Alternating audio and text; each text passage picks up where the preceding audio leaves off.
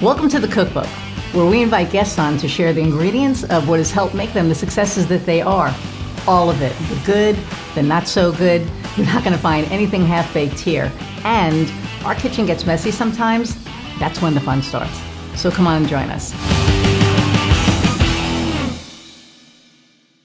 Hey everybody, welcome to the Cookbook. I'm so glad that you could join us today.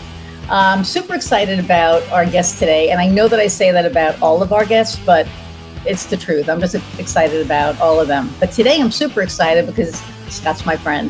I'm going to tell you a little bit about Scott. So Scott Spann, MSOD, CSM, ACC, is CEO at Tolero Solutions. As a people strategist, leadership coach, and change and transformation specialist, his work is focused on people. Through his consulting and training work, he supports clients to survive and thrive through change and transition and create people-focused cultures and a great employee experience. Through his coaching work, he supports people willing to dig deeper to identify and overcome what's holding them back, change behaviors, accelerate performance, and achieve their goals. Told you he's awesome. So without further ado, I'm going to introduce Scott Spann. Well, that is a tough intro to add anything to, ma'am. Thank you. Well, when I looked at your first bio, there was like so much stuff, and I figured we would just kind of go through all of that while we're talking as we go squirrel and we get, distracted by other things. Neurodivergent moment. Yes. Yes. So, how are you today? I am good. It is spring, which is my favorite time of year, actually, speaking of squirrel. Except when those actually happen to be outside with the dog jumping at the window trying to kill them. But other than that, today is a good day. Yes. Well, there you go. How are you? Looks sunny where you're at. It is really sunny where I'm at. And it's finally warming up. It was really, really hot. And then it got cold. And now it's warming up again. And as you know, poor Skylar has been in a cone for 3 weeks now. So she can't run after squirrels. She can't do anything because the cone is kind of like dragging her head down. Poor baby. Yes. I feel so bad for her. But so on some of the things that we didn't touch in your bio that, that I was reading, you've co-authored a book. There's so much that you've done. We didn't talk about your government clearance, which I think is cool. Yeah. But that's DC. That's just DC. Well, yes, but see, now people don't know where you are. So he is in Virginia, which is, for those of you who don't know, not too far from DC. So tell us a little bit about what you do a little bit more about what I do. The bio wasn't enough. So yes. So combination of things. So as you said, on the consulting and advisory side of things, I'm primarily focused on change management and culture and employee experience. So all of that people stuff, right? So, when you go to work basically and you realize I hate it here, then they usually call me to try and fix it or help fix it anyway. At least those organizations that really care about people and don't give lip service. And then the other piece of that around change and transformation is working with leaders to help them adapt to changes in the workplace, which, great resignation right now, things have been insanely crazy for everybody. Yeah. So helping them personally adapt to change and transition for their organization and their teams, and then also for themselves too, which is the other piece of work that I focus on when I do leadership and executive coaching as well, which is that whole piece that you read about working with folks that are willing to dig deeper. To help uncover, ways to actually improve and, for them to achieve the results that they want to get out of both professional and personal lives.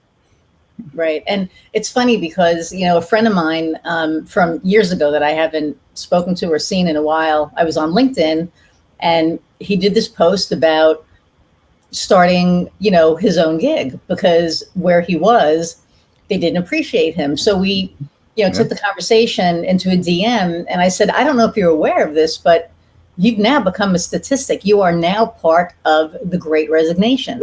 And people, even Skylar agrees. And people are, people are leaving their jobs in droves because they're not appreciated. They don't get the recognition. They're hired to do a job and then they're not allowed to do the job that they're hired Oh, for. I love that one. Yeah. Isn't that awesome? It's like, hey, we want you to be the marketing Yeah. director. Hey, but don't do marketing. Or do it this way and only do it this way, even though we hired you to help improve it by bringing the skill sets that you have from other places. But hey. Exactly. But we're going to tell you how to do it. So then why the hell did you hire me, right? That's a biggie. It's kind of mind-boggling. So, but in your field, you must see a shit ton of this, like where people are just going. So how do you guide? Are you saying people? hi now? No, excuse me. We have a puppy intrusion. I see that. How do you? That's right. You know I'm all about authenticity, so the dog can say hi. For those of you listening and watching, Scott and I both have like ADHD, so this is probably going to be a shit show. I'm just going to let you know. That and between the dogs and everything else. Social dogs, yes. Yes, the dogs for sure. But how do you guide people? I mean, we're in such a spot when it comes to employment that, and that's what this podcast is for. I know you hate that word, but that's what this is for up and coming entrepreneurs, people who are thinking of leaving their jobs, and existing, entrepreneurs and CEOs, seasoned. But, one of the things that we're really looking at now is people are really unhappy at work. So when they come to you for that, how do you guide them? Yeah. Well, it depends on the people and the context, right? So if you're talking organizational and dealing with teams or dealing with leaders, that's a little bit different of a situation on the consulting side. Whereas if actual individual is coming to me and saying, how do I deal with this? Or should I make a transition? Or how do I make a transition? Or my hair is on fire, I don't know what to do kind of thing. Then that's more on the coaching side of things. So it's slightly different. Also, too, the coaching side is really guidance and support. Well, that's what I mean for the individual, not that we'll get into the leadership piece in a little bit. Because that's different, right? I mean, from a consulting perspective, on that side, I'm paid to find the improvements, bring them solutions, tell them what to do and how to quote fix it, right? Like you could just wave some magic wand. But on the in the coaching side of things, that's truly helping the individual to uncover what's going on for them, and then guiding them to come up with their own solutions and maximize their own potential. So it's a little bit different. But I think current climate, to your question, the coaching side of things, a little bit more, I don't want to say relevant, but has been a little bit deeper of the work these days. And it's been interesting in that regard because me guiding people, it's me uncovering things and helping people to uncover things and raise their own awareness, even around this issue of the Great Resignation and transition. It's not me guiding them or putting them in any direction kind of thing, or you're telling them what to do. Now, with that said, I will say there's a theme around the folks I've been coaching lately in regards to either career transition or I'll say employee experience. They just say, I hate it here, which has been, many of them are just overwhelmed right now with the statistics and, with their peers and colleagues, maybe just running out the door in an organization. And they're like, it's kind of like buying real estate in a hot market, right? It's like, oh, I got to do it now. I got to do it now too. But they don't really stop to think about their reasoning for wanting to jump ship or their reasoning for wanting to make a transition, separate from sometimes the carrot and the stick that someone hangs in front of their face, which is usually monetary, from an employer perspective. And it's been an interesting theme for folks because what's really come up across the board is it's a values alignment or a values misalignment. And many of the folks I'm coaching now around this particular topic, they haven't evaluated or defined what their values are in years, if at all. Right. Right. And life happens. Right. And we don't think about that, though. Like when when I was in the working world, I wasn't thinking, what is this? This is not working. No, well, you know what I mean. I mean, when I was working for like corporate or whatever, I didn't join a company and look at their values. Like that never even crossed my mind. I was looking for a job and I was looking, to see if we were a good fit, but I never looked at it from, their ethics and their values. And, it's a whole different world now. Now it's where you're interviewing the company as much as the company is interviewing you. Totally. Totally. You want to make sure that it is a good marriage for it. So yeah. And I mean, and that's culture, right? People say culture. You hear it. It's like this giant buzzword, workplace culture. And different views on it. However, in today's market, it's even more and more important. And to your point, I mean, you have to first define what your values are, and then you have to take a look at the organization and the organization's culture, and specifically even the people you'll be working with, the leaders you'll be working with, and say, okay, so does this culture, do the values they have within the organization with their team align with mine? Because if not, then you're usually, and this has been coming up with coaching clients too, you're usually going to end up with a rub. There's going to be some kind of disconnect there. Right. So why did you leave corporate? Like, what was your, like, you know? Yeah, I'm just laughing because, like, I get that question a lot, and people think that I'm older than I am, which these days is fine. I'll take it. You know, in some instances, as long as they're like, you don't look it, that's okay. But I mean, it's our genes, because, you know. I'll take it. It's all good. But for me, that was part of the reason too, right? Because generationally, I'm a cusper. So, and I do generational differences work and generational diversity work as well. So for me, and technically I'm an XY cusp, by the way. You know, I was getting a little bit frustrated with the fact that I was gaining new education, new skills and experience that I wanted to apply that could add value to a company and more so benefit clients of the actual company. And yet the business was basically saying, no, you know, this is our approach, this is our model, this is what we do, so do it our way, kind of thing. And I have never been, I mean, you know this, I've never been, you know, hammer and nail approach to things, just like square peg, round hole, right? So, you know, for me, I have a toolkit of things that I like to pull from, situationally dependent on how I can help an individual or organization. And when I'm not able to do that, I get extremely frustrated about it. And when I found that happening, I was like, no, there's a better way to do this. And that was 2008 at the time when I started Tolero. And wasn't sure where I was going to go. At the time, I just knew that I couldn't make a difference the way that I wanted to make a difference and apply these skills that I know were of value to people. So I had some opportunities come my way, and I said, okay, you know, let's try this whole entrepreneur thing, you know, and see where it goes. And, you know, separate from just feeling like I was being forced to do certain things in a certain way, right? So now I work with clients about how to, you know, how do you value, appreciate, and respect your workforce and have a good employee experience? Well, because I was on the flip side of it, which is why I left corporate America. Right. That's the short version, right? And then the other piece, quite honestly, is flexibility.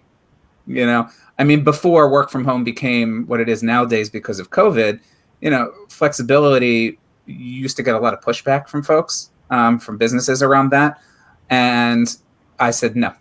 You know, I had family stuff going on at the time too. And I said, I need my flexibility. Mm-hmm. So being able to make a difference, add value, square peg, round hole, not feeling like square peg, round hole. You know, flexibility, kind of control of own destiny. That's really pretty much the high level as to why I left the corporate world. But now I serve the corporate world, among others. So it's kind of interesting, you know, being on the other side of the fence. Being on the other side. And it's funny because I remember, you know, you talk about flexibility. You know, I was working from home before working from home was cool. I mean, in a job that I had in, you know, a former life, I got, because I traveled a bunch, I got to work from home a bunch. And it was, I remember the first 6 months where I was traveling, and then I wouldn't go into the office and I would go home, and you know, like Blackberries were coming out and all this stuff. And so I had my first Blackberry and, you know, whatever. It became this, this discipline that, oh crap, like I'm not going into the office. I have to like work from here. So I can't just get up at 10 o'clock and do whatever, you know, people are going to be sending me emails at 8:30, 9 o'clock when I'm supposed to start. And I remember it was this whole discipline thing. And so now, with where everything has turned, I mean, I can't remember the last time, you know, I didn't, you know, or that I worked in an office. I've been working from home for like, it just seems like forever now. And but do you miss it? Do you miss the office environment? And I was going to ask you that. I ask, it's funny because I've been having that conversation, you know, a lot lately. Yeah, you know, I do miss having more people around, because right now I have, you know, this girl and, you know, the poor old guy in his office / bathroom. But yeah, I miss having more people around and being able to, you know, kind of bullshit a little bit, and also, you know, go out after work and do stuff like that. So that part I don't miss the other stuff. I don't miss the Right. being told how to do, what to do, when to do it. I remember I was in newspaper advertising sales a while ago. I don't know if I ever told you that. That's what my husband's father did for years. Oh, okay. Newspaper advertising. Yep. So and layout and design and all that kind of stuff as well. Yeah. No, I have somebody who's getting cranky here. We may have to pause this for a second, but so stop. But they were like, you have to sell this. You have to go out and sell this, and it didn't matter whether the client needed it.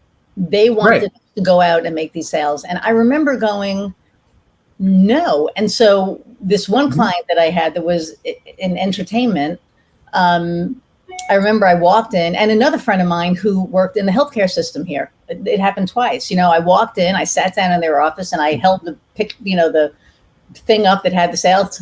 Boom, here it is. Closed it, and I said, "Okay, now you saw it." And she's like, "What was that?"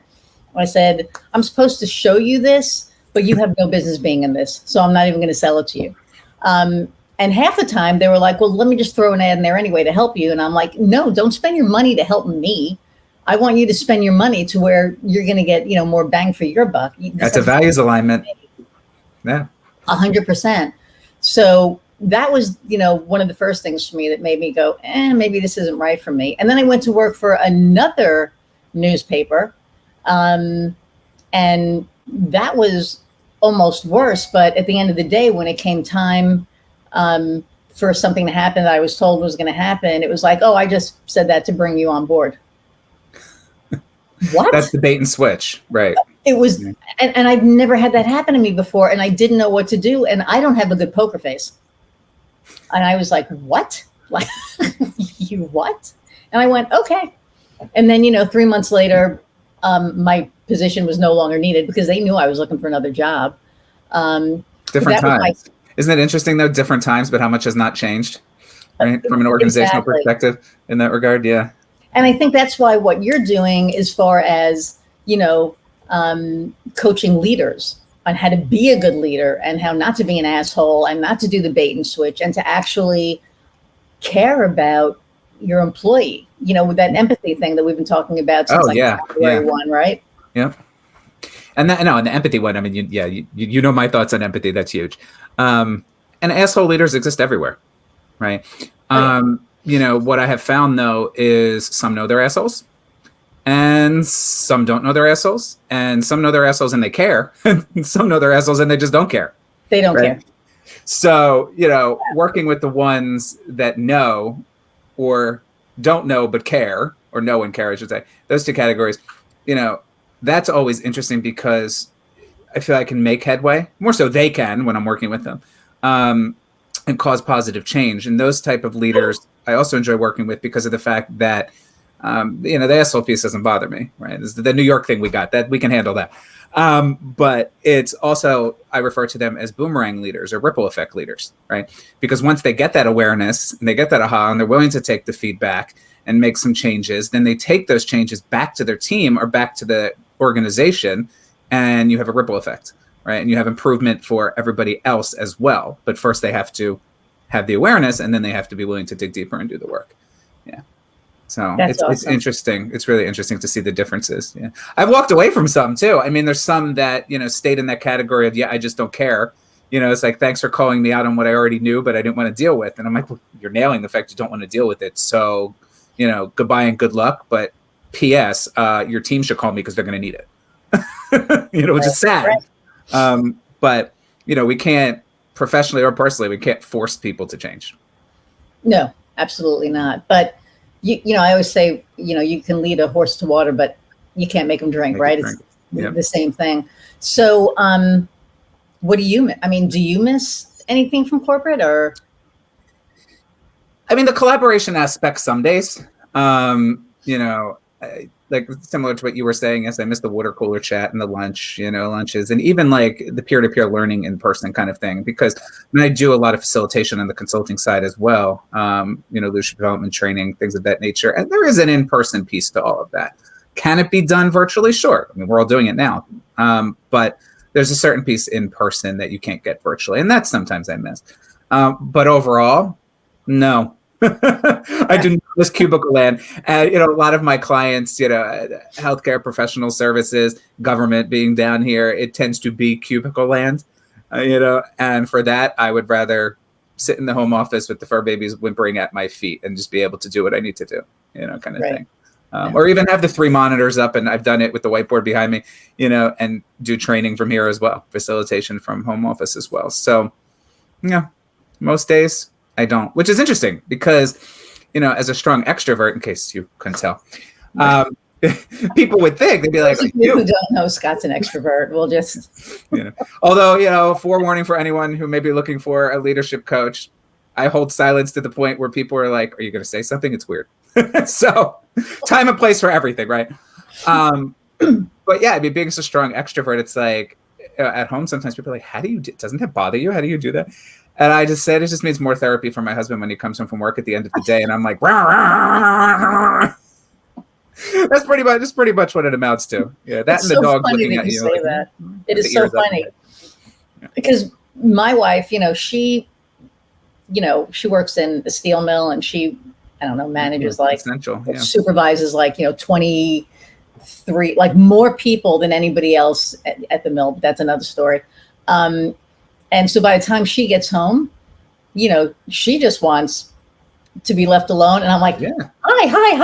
Exactly. Let's play. She's just like, oh my God, but we were able to finally have that conversation because I'm like, you're with people all day. I'm not. And this was before all of our restrictions from COVID, were lifted. Now I get out and I could do more, and I don't feel as psychotic. But when COVID was happening, I was like this. I was like the dogs, like when you're gone all day and they're like, and then that's kind of how I felt. So when you left corporate, did you just leave cold, or did you kind of start your thing on the side? And then what did you? Yeah. I did what I now mentor people not to do. Which is, yes, I left cold. I left cold with reasons, and I left cold with something lined up, but I left cold in regards to having a business officially started, launched, pipeline, next steps, all of that kind of stuff. Right. And I was with a large professional services firm at the time, which I have nothing bad to say about, and I still do work with, but basically it was stop licking my hand, thank you. Basically, it was one of those things. For those listening, it's not me; it's his dog. It's the dog. There's a dog out here. It's the dog. It's not. Basically, it was one of those things where I had just reached the point where I just knew I wasn't making an impact. I knew I wasn't able to make a difference. All the stuff we were talking about earlier, and I said, let's just try this. Let's see the grass greener other side kind of thing, and see what happens. I was lucky at the time that I actually had a couple of mentors that I could rely on, some who were entrepreneurs themselves, others who were leaders inside organizations, not just from a BD perspective, but from the perspective of saying, if you want to work with procurement in a company like this, here's what you need to know. Here's some things you have to do, all of that kind of stuff. So that was definitively helpful in that regard. I think he senses there's a dog on the other side. But I tell people now, do your research in advance, and I mean your research on what it is you think you want to do, why you want to do what it is you think you want to do, and then you can from there find the support required to help you get started in doing what it is that you want to do. Coaches, mentors, all of the professional services folks, your accountants, your attorneys, all that basic stuff that we need as well. But people that understand your space. Right, marketing, but people that understand, how you do what you do and why you do what you do. So yes, to leaving cold. Those are some lessons learned for me. Made some pivots over the years, as well, like many other folks. Some pivots were forced, economically speaking. Other pivots were a total choice. So, you just have to stay flexible. You have to stay agile. And the one thing that I've learned over the years too, been in business 14 years now, is you do you is the easiest way to put it, right? So, back to this whole piece, authenticity piece for me, I don't just preach it or write about it. It's a personal passion area of mine because it's how I try and, live in my way of being.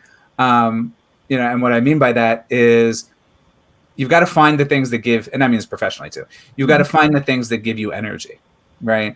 You've got to find the things that give you satisfaction, that make you happy. And sometimes it's just, okay, well, I know I want to make a difference. Okay, and then go about finding out how, right? But it's making the difference piece that makes you happy, and then figure out how you can support that. Other times is I want to be creative, right? Okay, fine. Then you're going to start looking at creative industries, right? But understanding why you want to do that and why it's important to you, kind of thing.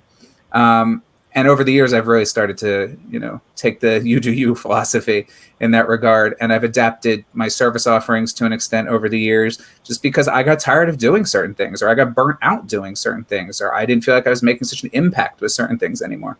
And that's another thing, that retrospectively I say to entrepreneurs or budding entrepreneurs, don't be afraid to make a pivot either. You are your own boss, so to speak, for a reason, right? Just give it thought, and give it planning, but don't stay stuck where you're not happy, and don't stay stuck where you're not making a difference, because if you're doing that as an entrepreneur, you should just stay in the company where you're at. Exactly. And just, yeah. And it's funny because, we talk about authenticity, and one of the things that I've been really noticing, and a lot of my guests have been talking about, is being your authentic self in your business. So yeah, finding out what you love and everything, but being you. And I always go back to where I was told in a networking group to be less me, and I tried it. That's my favorite. I know, right? It's like, be less you. You're a little too intense. You're a little too in people's faces. And I did. I was like, oh, well, maybe it's the New York thing, and I'm in Indiana, and whatever. So I did kind of pull back a little bit, but then I was miserable because I couldn't be as upbeat and as me. So I really kind of felt stunted, right? And when I got out of that group and just started, well, kind of COVID hit, right? And even though I was in the group when COVID hit, but everything was remote at that point. But I really started getting to know who I was, being isolated. I got to realize that, screw that. I mean, be less me. I'm me for a reason. I can't even. I get shit done when I'm GSD. GSD is part of my motto too. Yep. Yeah, that's my middle name. It's like Iris GSD. Goldfeder, or the Goldfeders. Anyway, but yeah, it's all about being your authentic self, and when you show up as your authentic self, you attract the right clients, right? You attract the right people to work with. And I think that that's huge. And so for entrepreneurs, or people thinking about being entrepreneurs, that's just huge. Be you, because when you're you attract the right people. 100%. I mean, that, as you know. Yeah, and that's, it's a chapter in the book, right? Which is all about authenticity, how to access your authenticity to be you and bring you. It's chapter 27 in The Successful Spirit, which is on Amazon. Shameless plug. But not shameless plug. That's the whole humble brag. How's that? That's the whole, basic model from my perspective, which is first you have to take a look at how do I access my authenticity, right? Then you can start to actually live it. And sometimes people will say, like it's the person who said to you, be a little less whatever, be a little less this, a little less that. Those traits, whatever they observed, were aspects of your authenticity according to them. They may not have been according to you, right? But figuring out not just the who we want to be, but the how we want that to come across is also important in regards to authenticity. And it takes a lot of reflection, and it takes a lot of mirroring, and testing out with a select group of trusted folks who you feel comfortable with as well, and the ability to, take feedback, and say, oh, wait, I was trying to accomplish this. I was trying to bring across these parts of who I am. Oh, okay, so it came off this way instead. Okay, so let me course correct a little bit because that wasn't my intent, right? So, authenticity is a journey. It's not a sprint. But to your point, yes, it is extremely, extremely important. And I'm fixated on that networking group. I would have walked out if they had said that to me. But you do it organizationally too, right? And that's the thing. You have to know who you are authentically and how you want that to be represented, and then you have to find a match, right? And if you don't, told me that was my coach. See, there you go. Yeah. So I'm just throwing that out. But and if you can't find a match, that's why we do what we do. We create a match. Yes. We create a fit. 100%. I think the other thing too is you're right. You need to be able to hear feedback. Now, if it was like, instead of be less you, because what the hell is that even, right? You define that? Thanks. Yeah. Right. If it was you maybe try X, Y, and Z, then I could have maybe digested that a little bit better rather than, the way that it was told. Because, I got home and, I told my wife, I was like, I was told to be less me today. How do I even do that? Like, how do I, and she was, because she's all about coaching her, guys and everything. And they are all guys, which is why I'm saying guys. Surprise. But, she was like, what were the specifics? I said 0 specific. I didn't mean to do that. I hate that. It was 0 specifics. So I didn't even know what to work on. But like I said, as I was isolated, I got to see certain things. Like, I really got to know myself. It was pretty amazing, the conversations I had with myself for that year and a half. It was like, girl, what are you doing? And then, my amazing LinkedIn community that, I got connected to, and you met Nina and everything.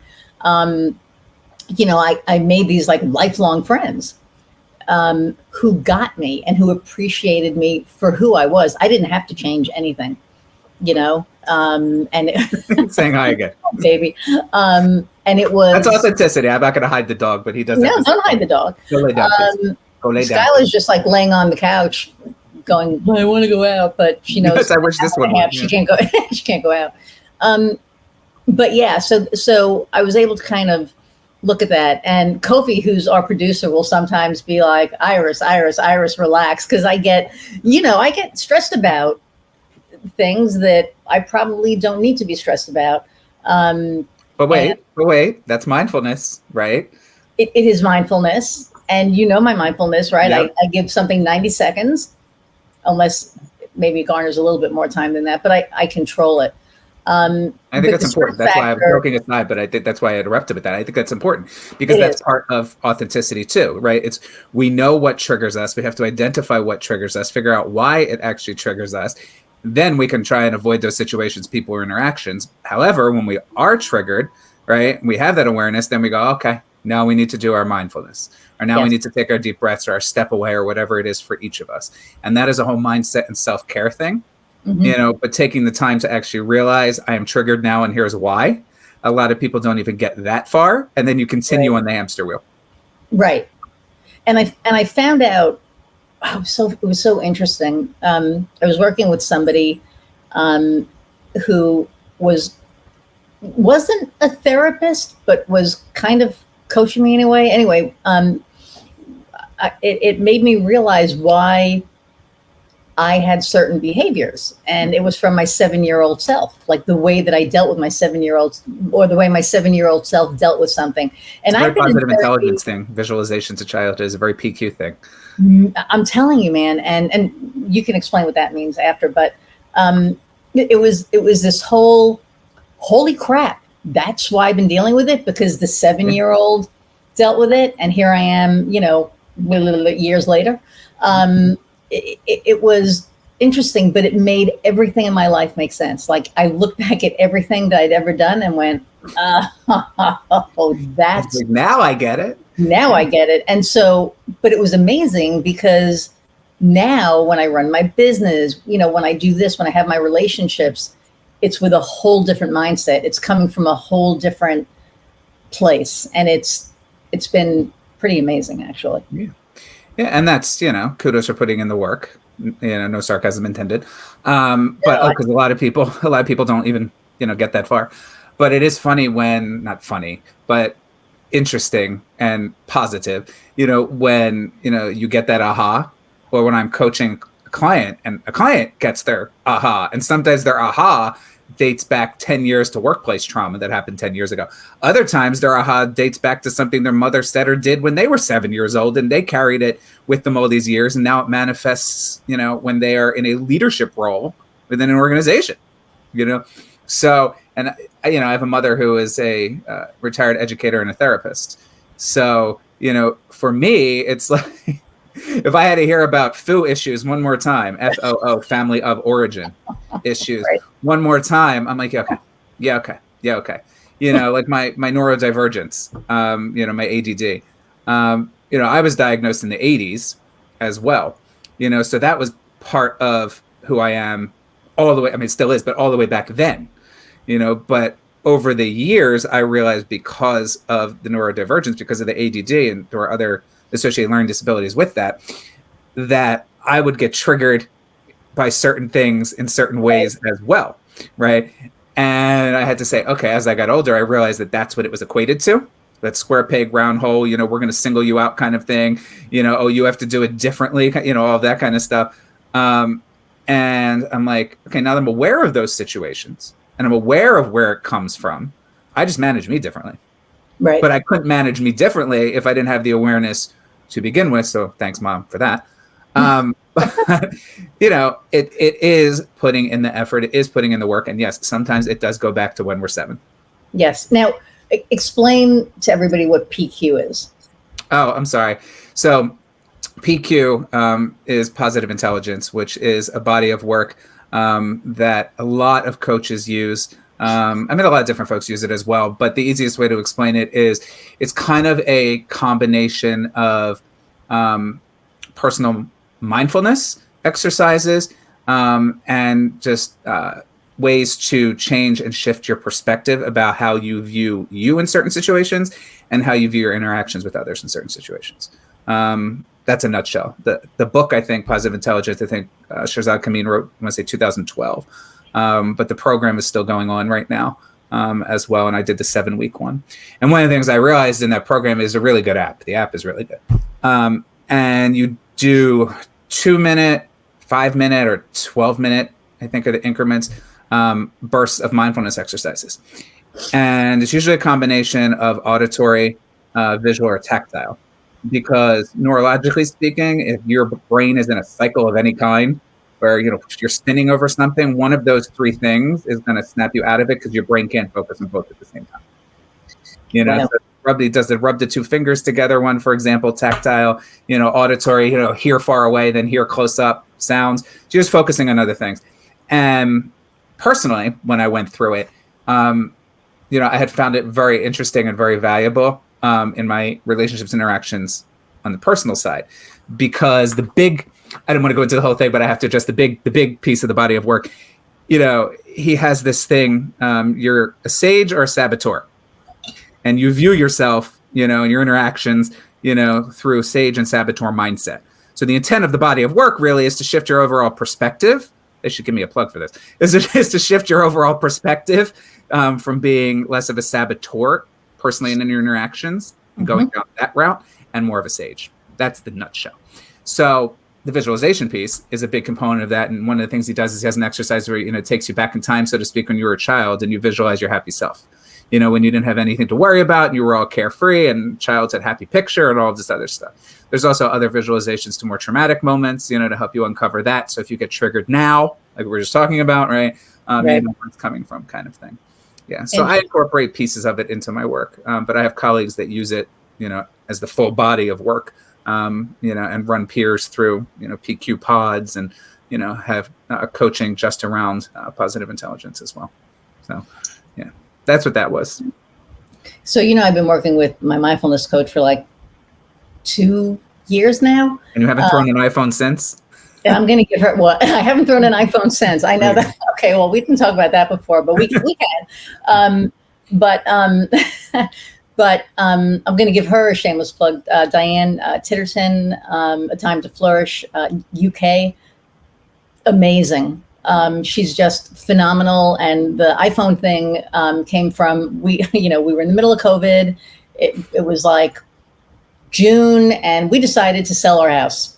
Well, okay, I decided to sell our house because it was a little smaller than what we're in now, and I did not want I didn't know how long I was going to be stuck in that house, working from home. Mm-hmm. And it was small. Our backyard faced not a major road, but major enough where people were walking by, throwing shit in our yard. I didn't want our dogs to get hurt. There was like a lot of reasons. So we decided, okay, we're going to sell the house. So I, spoke to my realtor, and she was like, okay, let's talk about it. I'm like, okay. 2 days later, I look on realtor.com and find our house. And I'm like, oh crap. And it was, I called Heather up. I'm like, oh my God, I found our house. She's like, I need to look at it. I'm like, I know, but I'm going to go look at it and, whatever. So I went, I looked, and we decided to put an offer in 3 days later. So from the time I sat with my realtor to the time we were like, okay, we're going to buy the house, it was 3 days. And we put an offer in and they took it. Squirrel. Well, yeah. And then the worst part, and no offense to relocation companies, the one that we had to deal with was a freaking nightmare. But then it was like, okay, you have to get your house ready in a week to put on the market. And we're like, oh my God. So it was like this whole thing. And then, so, we got everything done, our house, put it on the market. It was on the market one day. We had 12 viewings. We sold it that night. I mean, it was insane. The market was nuts. So this was like in 2020. Now it's changing. My friends who are agents are not thrilled right now, but yeah. Oh, is it? Yeah.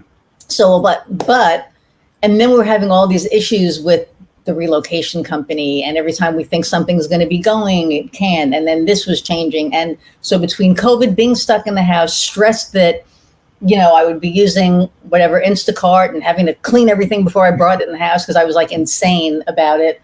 I have Lysol on the porch. I get it.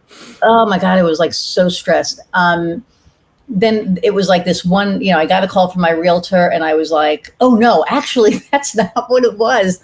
It was, I'm not going to say their name, but it was a certain communications company, TV provider. Let's put it that way. And I was like, I am done. And I took my phone and Heather was standing behind me and she saw my arm go back and she thought I was just going to whatever, put my arm back down. But I threw it and I didn't throw it across the room. I threw it down. I was just like, God, boom, down. And, I am going to give a plug for these guys because life-proof cases are the best. What happened was it didn't crack the screen. It busted the inside. So there was that little black stuff. And I was like, oh. But don't you miss the days they had, I used to have in my office, this pop art picture. I got it at IKEA years ago, but of a woman slamming the phone. Boom! The giant red phone, Yes. Analog or whatever phone, a rotary phone. And I realized, I was like, somebody said to me one day, they were like, oh, you used to be able to do that? And I'm like, tell me you're kidding. Right. But there are 2 generations now, 2.5 really, that don't know what it's like to be able to slam down a phone when you're pissed off. I know. Because that's exactly what happens right? when you crack the screen, right? Yeah. Even when we had flip phones, cellular flip phones, at least you could just be like, and those were like, oh my God. I mean, I can throw those. I remember back in the day, I had the flip Motorola thing where the screen was on the front, but you had a case on it that was I don't know, this thing, but this plastic thing was completely covered. Oh yeah. My AirPods. And that you could throw and it wouldn't, whatever. They don't even know. They don't even know what it's like these days. That's actually, it is an exercise that sometimes comes up when I do my generational diversity workshops as well. Because some of the boomers like it, they'll imitate. And I have props, sometimes for the workshops. And one of them, I have one of those old hollowed out child phones, but you could slam it down with the hook kind of thing. Yeah. It's how many don't even know what this means, as an expression of frustration kind of thing. Yeah. So that was just funny. Boom. Yeah. That's another thing from an entrepreneur perspective, though. Yeah, don't break your client's equipment. Don't break your client's equipment. No. And it's not easy. It's part of this podcast is to also talk about where it gets messy. And there's times when, because I became a entrepreneur out of necessity. there's times where it's scary as shit. You don't know where your next, dollar is coming from. You don't know where your next. So it's not all sunshine and roses. Sunshine and roses, or rainbows and unicorn is my right. Yeah, rainbows and unicorns. Yeah. Well, we're getting to Pride Month, so but it's not. Oh my God, it's almost June. That's right. Where is this? True. Time is flying by. It's nuts. So we have like Mental Health Month in May, and then Pride Month in June, and API now. Yeah. But speaking of all that, let's go into the DEI initiative, right? Because that was a good kind of segue. For people who don't know, it's diversity, equity, and inclusion. And that's been big with companies too now, right? Like they're starting to adopt. One of the companies that I'm working with now is adopting the diversity, the DEI. And it was funny because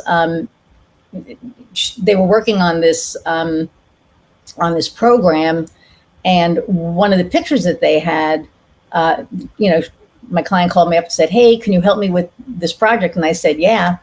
And I've talked about this before, and it was a little, white girl going, this. God, I hate that in stock imagery. Which is so, think about it. It's so innocent, right? It used to be, what did this used to be? This used to be the okay sign or whatever. And now now that's a double, right? Because now you're looking at the symbolism of the sign, but you're also looking at the fact that, white privilege or obliviousness, just a white woman. That's exactly. You got two things now from a diversity perspective, which is crazy when it comes to that. And I told her, I was like, "Ooh, you can't use that." Yeah. She's like, "Why?" And I sent her the Google link. We were on the phone. I said, "Go look at the link I sent you." And she was like, "Oh my God." I said, "Yeah, that's why you need somebody who gets it. I know I'm white, and I hate the word woke. I'm just aware. That woke crap. I'm aware."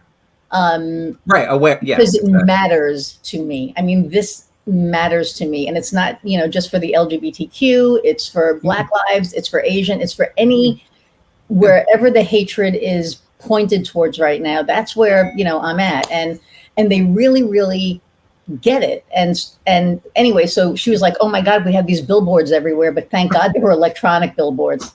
So nice. They could change it off. Could you imagine? I would have been like, but see, that's just interesting though, right? Because I mean, I do the DEI work, or the DEI A and B, the A and B access and belonging.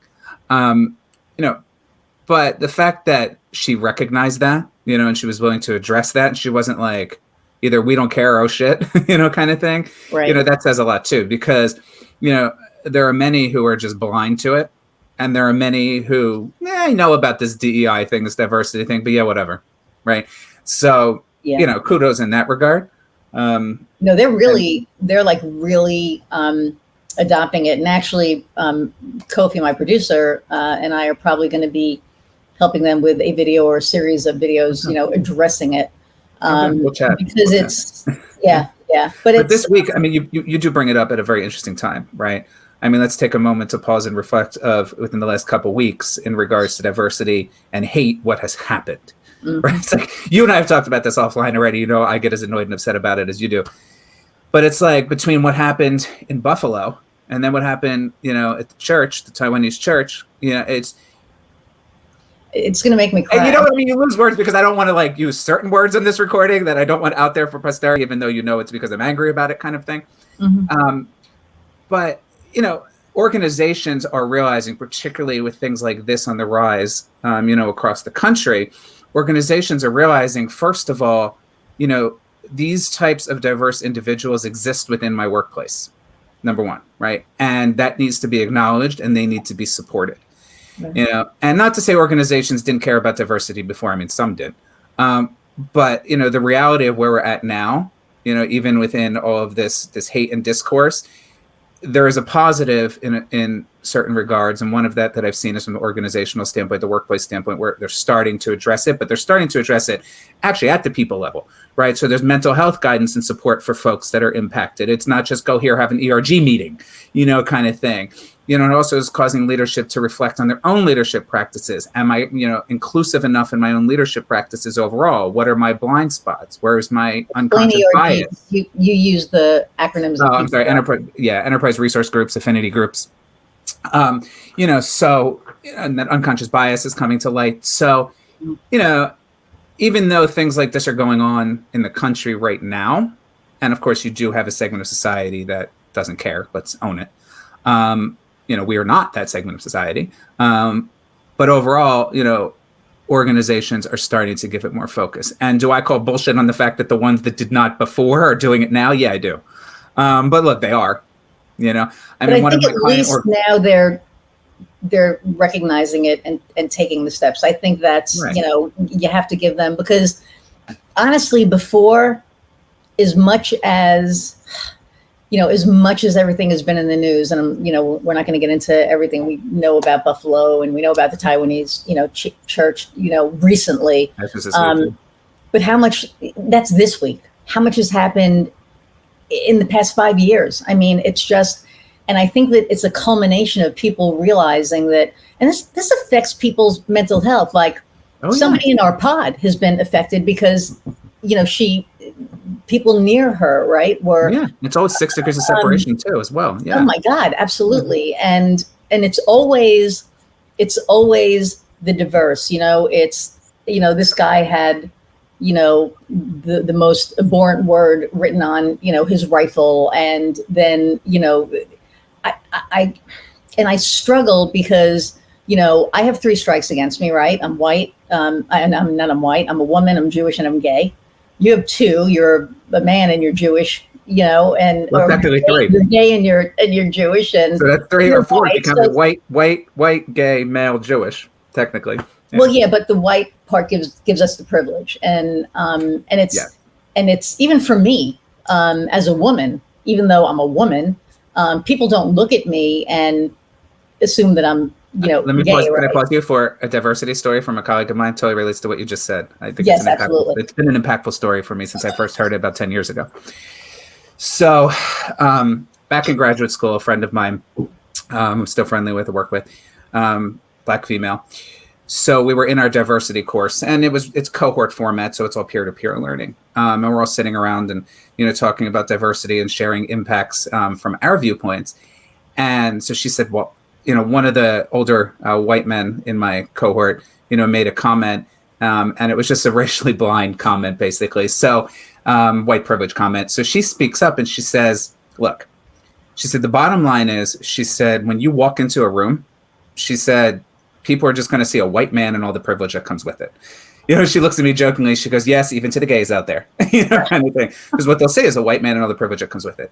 She said, when I walk into a room, she goes, before I even open my mouth, she says, the first thing that most people see is a big black woman. And what do they associate with a big black woman? That she's going to be a big, loud black woman, right? And she says, that's what they see. And that's the stereotype they form in their mind before I even open my mouth. Right. So, and that story sticks with me too, particularly from a diversity perspective, because to your point about privilege, I think that is a huge piece of it as well, right? And many of us who are privileged have to have the awareness that, number one, yes, we are. And number two, how can we leverage that privilege to help support our friends, peers, family, colleagues who are not as privileged? Absolutely. So, and yeah, and, I bring my producer, Kofi, up. Kofi's a friend of mine. I mean, he produces this and he does my web stuff. He's phenomenal. He's a greatly talented guy. And he and I are going to, at the end of this season, we're going to sit down and do one of these and kind of go over the season. And you guys will get to meet him. He's just such an amazing guy. But we had a conversation once, and it was just a really highly emotional day. And he said, well, you're gay, people, whatever. And I'm like, yeah, but they don't see that when they look at me. When you wake up in the morning, you wake up black. Yep. You can't hide that. And that was her point. That was my friend's point. Exactly. Right. Now they don't, when they look at him, they don't see a big, loud woman, they see, a black guy that, got into my car and we got pulled over before I even drove away because, and the stigma that's attached to that. And the fact that, companies, they talk the talk, but are you going to walk the walk? Right, are you going to, promote these, black individuals and give them the right amount of money, that, the same amount of money that their white Equity is another counterparts are piece, making. right? That's where Equity is huge. yep. So it's all, it's all part of it. But I think that the people or the companies that are, and the people that are, talking the talk and walking the walk, those are the different, those are the change makers. I really believe there's a big difference, and I find it. I mean, there's a big difference between what I call lip service companies or lip service leaders, and those leaders who actually really care to make an impact. One of my clients right now, a large utility client, I'm actually, very impressed with the release that was sent out to, I don't know if it's sent externally, but to internal employees and contractors this past week with everything that happened. And, you could tell it was not just a standard corporate comm that was written on behalf of somebody else, right? This CEO actually put himself and his authenticity into it and wrote it.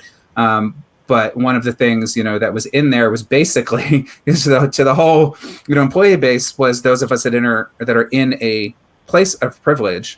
We have to leverage that place of privilege. Like I was saying, we have to leverage that place of privilege to be able to support those that are not. And the organization is actually supporting those individuals in various ways to be able to do exactly that. Right. Whereas other organizations, for corporate citizenship purposes, it's like, let me check the box off, right? But it's like, they don't really care, And then there are some that mean well, but then you just get into bureaucratic minutia, unfortunately. Right. And that they can't control. So, right. But excuse me, that goes back to company culture, right? Right. There you go. We're on the same page. So I was going to say, from a workplace perspective around culture, right? One of the things about DEI, A, and B is there are fundamentals, right? So everybody wants to feel valued, heard, appreciated, and recognized, right? But when you get into safety, psychological safety, and you get into trust, those things are different for various diverse groups, right? Oh, yeah. So, if you really want an employee to have a positive employee experience within your organization, then that includes recognizing them as a whole individual for who they are and supporting them as that whole individual, and who they are, the authenticity piece, right? Not just saying, you work here, so let me support you within the context of, the workplace and your role and what that means, kind of thing. So, taking it a little bit deeper in that regard, that speaks volumes to organizations who have cultures that value DEI and diverse individuals versus those that, will just kind of check off a little box. You've got to have psychological safety and you've got to have trust. Right. I'm at 100%. And especially, in like with what happened now, the Black employees may need a day off to once again have to, ruminate or absorb what the hell just happened. The mental health day. Employee, yeah, exactly, a mental health day. It's just it's so maddening at this point that all the hate. That's like the deep breath one. That's it's just, that's the mindfulness. Like, that's my PQ moment, right? Yeah. But because it becomes very overwhelming. It becomes very overwhelming, and when dealing with it professionally, but also dealing with it emotionally, personally speaking as well. And I'm not just speaking for me, who does some DEI work, but those that are mired in both every day. Right. We've got to pay attention to that too, right? Oh, because absolutely. That's doubly as exhausting, and doubly taxing on mental health. Yeah. Yeah, no, I mean, absolutely. And I really hope that, the more that companies move towards DEI initiatives and they actually, walk that, hopefully we see change. And it may not be in our lifetimes, but maybe. Plant the seeds. That's what I say. People say, what are you going to do? Kind of thing, or use your voice or speak up. Well, I do. I mean, personally, of course, too, but within the context of my work, I do as well. Some of the leaders that I'm coaching are minority leaders, and other leaders that I'm coaching, not minority leaders, but are very concerned for, minorities, those diverse communities within the organization, and personally are trying to figure out, I care for these people personally, so how do I manage that and deal with that within the context of a work environment? And at the same time, what can I do with my leadership hat on and influence around here within the context of workplace culture to support these individuals as well? Right. And you'll have to come back and we'll have to do a whole conversation, because we could talk about this for hours. But so getting back to the context of the podcast. Yes. So, why should somebody use you as opposed to one of your competitors? Like, what makes working with you? What's your differentiator? What makes you so special? Yeah. So, as to not brag, I go by what my clients have said to me, which this is your time to brag. So brag. And then I'll brag from the perspective of client feedback, right? Which is, I am a boat rocker, a system viewer, a workplace therapist. I bring levity to, stressful situations at times, but I yet remain empathetic and direct and understanding in regards to not being prescriptive to my clients per se in what they should do, but spending the time to get to know them as well as their business and understanding, what it is they may really need, and then co-developing any solutions with them. And that overall, and the maintaining of the focus on people, right? I mean, for me, it's about the people, period. That's the employee experience piece. Like, I'll use technology as an example. So companies spend a shit ton of money on technology, right? Well, that's great. Whoop-de-doo, right? But if your people do not adapt and adopt to that technology, then it's just wasted time, effort, and money in ROI tanks, right? So you've got to maintain that focus on people within the organization. And then, from the coaching side, it's building good leaders, so to speak, and guiding good leaders to become even better leaders as well. So people focus. Yep. I love that. That's so awesome. Well, I'm thrilled that you were able to join me today. Thank you, and I appreciate it. It was good conversation. I don't think we went squirrel too much. Maybe dog a little bit. We didn't. The dogs made us go squirrel, but we didn't. But it's just so interesting because like I want Karen on here, I want Michelle on here. I'm just putting this out there into the ether because I think you guys will be similar but different, right? And when it comes to the coaching aspect, people, I don't think, look at coaches the way coaching really is. I think like a coach, when people think of it, kind of think of it in an old hat version rather than the new version. And I think that, you bring this. New version? What's the new version? The new version is being, well, I don't know. The way that I was coached, obviously, be less you, was focused more on, I think, how people perceive me rather than how to better myself. And what you guys are doing are,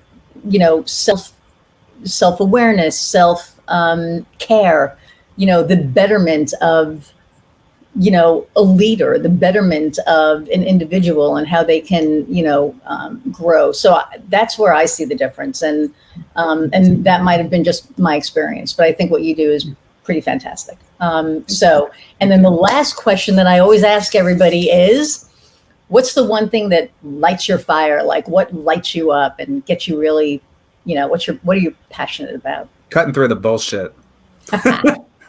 I mean, seriously, because, whatever that looks like in context, but cutting through the BS, right? I mean, you can't, at an individual level, you cannot achieve growth. You cannot achieve improvement and betterment for yourself and for others if you're going to sit there and you're going to tell yourself a bullshit story all over again, right? And spin and spin and spin. So you've got to be able to acknowledge and cut through the BS and take some accountability.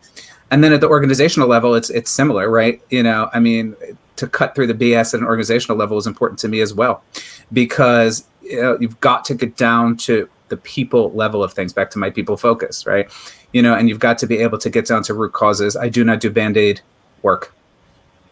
I do not. Right. That was one of the things to your very first question as to why I started my own business. I don't believe in just Band-Aids. Figure out what the long-term solution is to resolve the pain. Good. Excellent. Well, and the dogs, obviously, in a person. And the dogs, obviously. I have one who's like chewing at my hand because she's like, I want to go out. Right. Yeah. You have 2 minutes before I end this. But again, thank you so much. And I want you back. You have to come back on. Maybe we'll do a group discussion around the DEI. That could be cool. Yeah, maybe we could do that. DEI for small business, or listening in the background going, okay, how do we do this? But we'll figure it out. We'll have like a little thing going on. But I think that it's super important. And I'm starting to wonder if there should be like an offshoot of this that's more tackling the social issues as opposed to the professional piece. So that's something that we're talking about as well. Cool. Or how you could link those too, and how do you tackle them as an entrepreneur, as a small business, or as a large business as a leader, but either way, Meet my co-host, folks. But anyway, the extrovert, right? Yeah. Yes, the extrovert. Because I've had like 2 introverts on, which is like hilarious. It's like a whole different. You like pulling. Yeah. I've done those. But well, thank you again for being on, and everybody. I want to thank you guys for tuning in again. I know these are long, but to me they go by in a flash. I hope they go by in a flash for you as well. But Skylar's making me sign off right now, so I'm going to sign off.